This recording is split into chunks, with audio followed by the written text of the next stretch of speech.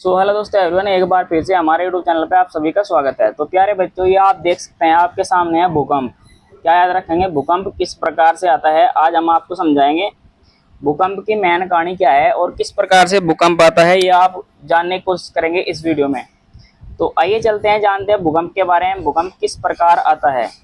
तो आपको यहाँ पर आप देख सकते हैं, यहाँ पर लिखा हुआ है भूकंप, ठीक है। अर्थक्वेक बोलते हैं, ये आपका रखना है। विस्तृत अध्ययन में देखते हैं भूकंप क्या है। सबसे पहले जानेंगे भूकंप क्या है, भूकंप क्यों आता है।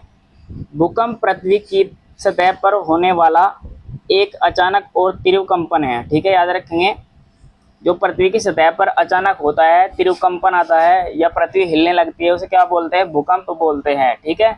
ये आपको याद रखना है। जो पृथ्वी के अंदर सम्मोहित ऊर्जा के अचानक मुक्त हो जाने से उत्पन्न होता है, ये आपको याद रखना है। यह ऊर्जा मुख्यतः टेक्टोनिक प्लेटों की गति के कारण जमा होती है। आपको हम बता दूं, जो हमारी पृथ्वी है, ठीक है, जो हमारी पृथ्वी है, इस पे प्लेटें तैर रही है। प्लेटें जिस पर हम रह रहे हैं, जो हमारा स्थल है, ये एक प्रकार की प्लेट है जो आपस में टकराने पर इस तरीके की घटनाएं घटित होती है, ठीक है। ये आपको जानेंगे, ये आपको जाननी चाहिए। इसमें देखते हैं पृथ्वी की आंतरिक संरचना और भूकंप का संबंध क्या है। पृथ्वी की ऊपरी परत, भूपर्टी परत, याद रखेंगे। जो पृथ्वी की ऊपरी परत है, उसे बोलते हैं भूपर्टी परत। टेक्टोनिक प्लेटों में टूटी हुई है, यह आपको याद रखना है। टेक्टोनिक प्लेटों में क्या हुआ है, टूटी हुई है।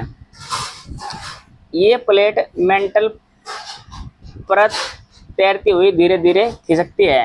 मैं आपको बता दूं, ये जो ऊपरी प्लेट है, ये क्या है, एक प्रकार की प्लेट है जो धीरे धीरे तैर रही है। तैरने के बाद क्या होता है, खिसकती है। खिसकती है, धीरे धीरे तैरती रहती है।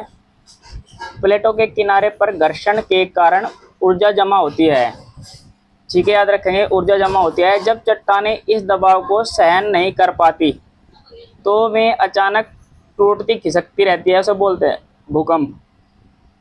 याद रखेंगे, जब प्रेशर मतलब आपस में दो प्लेट आपस में मिलती है, तो मिलने के बाद क्या होता है, उसमें जो ऊर्जा है वह सहन नहीं कर पाते हैं। मतलब जो जमीन है, जो स्थल है, ऊर्जा सहन नहीं कर पाते हैं। इसके कारण क्या होता है, भूकंप आता है।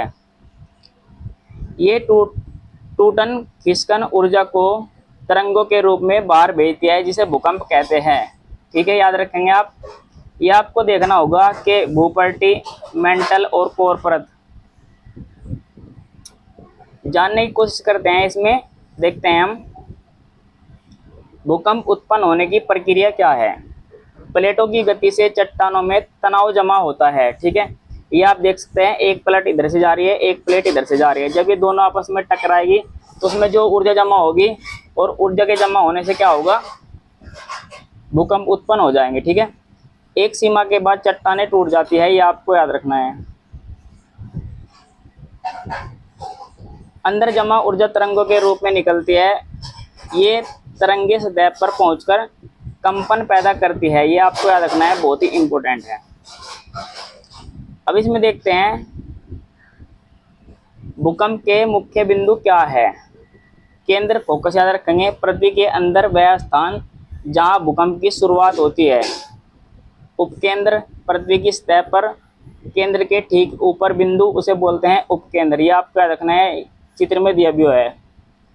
भूकंपीय तरंगे, ऊर्जा की तरंगे जो चारों ओर फैलती है, उसे बोलते हैं भूकंपीय तरंगे या ऊर्जा की तरंगे, ठीक है, याद रखेंगे।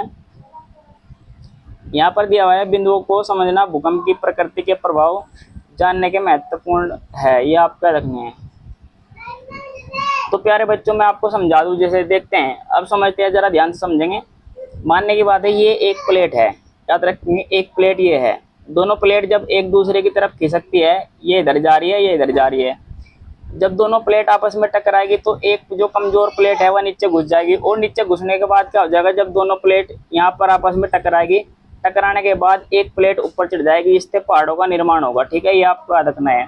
अब होगा क्या, जब ये प्लेट नीचे घुस जाएगी, इसमें क्या होगा, जो भी पेड़ पौधे हैं, जितनी भी सारी गैसें हैं, वो सब नीचे यहाँ पर जमा हो जाएगी। जमा होने के कारण क्या होगा, कुछ दिनों बाद क्या होगा, जब यहाँ पर पृथ्वी अंदर से गर्म है और गर्म होने के कारण पृथ्वी अंदर से गर्म है, तो ये चीज़ सड़ने लगती है।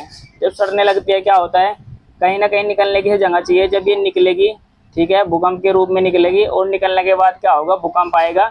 और ज्वालामुखी का निर्माण हो जाएगा। ठीक है, तो इस तरीके से आप याद रखते हैं। आज की वीडियो में इतना ही। जय हिंद, जय भारत।